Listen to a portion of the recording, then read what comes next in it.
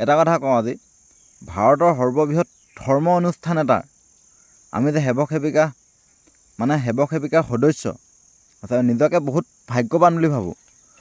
গুৰুজনাই দি যোৱা আদৰ্শ পালন কৰিব নোৱাৰিলেও আমি প্ৰত্যেকটো সময়তে চেষ্টা কৰিছোঁ। শংকৰদেৱে যেনেকৈ আমাৰ এই গোটেই মানুহকে একগোট কৰি পিনে অসমৰ প্ৰত্যেকটো জনগোষ্ঠীক একগোট কৰি পিনে এখন বৰ অসম গঢ়িবলৈ চেষ্টা কৰিছিল, ঠিক তেনেকৈ কিন্তু আমাৰ জুবিন দায়েও সকলো জাতিকে এক কৰিবলৈ চেষ্টা কৰিছিলে। কিন্তু বৰ্তমান সময়ত ৰাজনীতিয়ে প্ৰতিটো জাতিক ভাগ ভাগ কৰি আহিছে, আমি দেখি আহিছোঁ। আৰু এটা কথা, বৰ্তমান শংকৰদেৱৰ কৰ্মৰাজিবোৰ হেৰাই যাব ধৰিছে।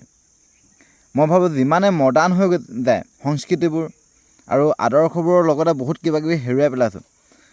কাৰণ এতিয়া যিবোৰ সংস্কৃতি ভাওনাৰ পৰা আদি কৰি মডাৰ্ণ হ'ব ধৰিছে, আমি কিন্তু বহুত কিবাকিবি হেৰুৱাইছোঁ। আৰু এটা কথা, জুবিন দাই দি যোৱা আদৰ্শও ঠিক একেই, মানুহৰ হৈ কাম কৰা। এতিয়া শংকৰদেৱে যেনেকৈ মানুহৰ হৈ কাম কৰিছিলে, ঠিক তেনেকৈ জুবিন দাই কিন্তু মানুহৰ হৈ কাম কৰিছিলে। নিজৰ কথা কিন্তু কেতিয়াও ভবাই নাছিলে, নিজৰ কথা নাভাবি গোটেই জাতিটোৰ কথা চিন্তা কৰিছিলে। এটা কথা ভাল লাগে, কিন্তু আমাৰ অধিৱেশনৰ প্ৰতিটো অনুষ্ঠানতে এতিয়া যে অধিৱেশন হৈ গ'ল, গোটেই দিনটো বা গোটেই ৰাতিটো প্ৰত্যেক দিনে প্ৰতিটো অনুষ্ঠানতে আধ্যাত্মিকতাৰ কথা পতা হয়। ক'ৰবাত ভাগৱত ব্যাখ্যা, ক'ৰবাত উঠি অহা প্ৰজন্মৰ শৃংখলাবদ্ধৰ কথা, ক'ৰবাত মানুহে সপোন কিয় দেখিব লাগে, আলোচনা সঁচাই মানে ঠাইবোৰ একদম বৈকুণ্ঠ লিখা লাগে। এতিয়া বৈকুণ্ঠ স্থান বুলি কয় আমাৰ অধিৱেশনস্থলী, একেবাৰে সেইটো একদম সঁচা কথা। মনটো এনেকুৱাই ভাল লাগে। মইতো একদম সৰুৰ পৰাই একদম জড়িত এইটো অনুষ্ঠানৰ লগত, যে একদম সৰুৰ পৰাই জড়িত কিন্তু বেলেগ কোনো অনুষ্ঠানতে আজিলৈকে মই দেখা নাই এনেকুৱা শৃংখলাবদ্ধ। সেইটো কাৰণে চাগে এইটো এছিয়াৰ ভিতৰত সৰ্ববিখ্যাত অনুষ্ঠান। কিন্তু এটা কথা,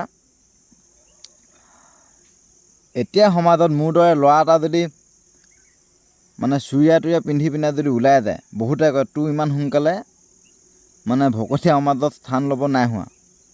এতিয়াই চুৰিয়া পিন্ধিব নাই হোৱা বুলি একদম হাঁহে মানুহে। কিন্তু মোৰ এটা কথা, মই পিন্ধিমেই, চিধা কথা। আৰু ভালক সদায় মই ভাল বুলি ক'ম, বেয়াটো সদায় বেয়াই। আৰু কি হ'ল, আমি কি হ'ল, এনেকুৱা ভাল আদৰ্শে যাবলৈ চেষ্টা কৰিব লাগে আৰু মানুহক উৎসাহ দিব লাগে। মানুহে সদায় নতুন প্ৰজন্ম সদায় এনেকুৱা এটা আদৰ্শত যোৱাটোৱে মই ভাবোঁ।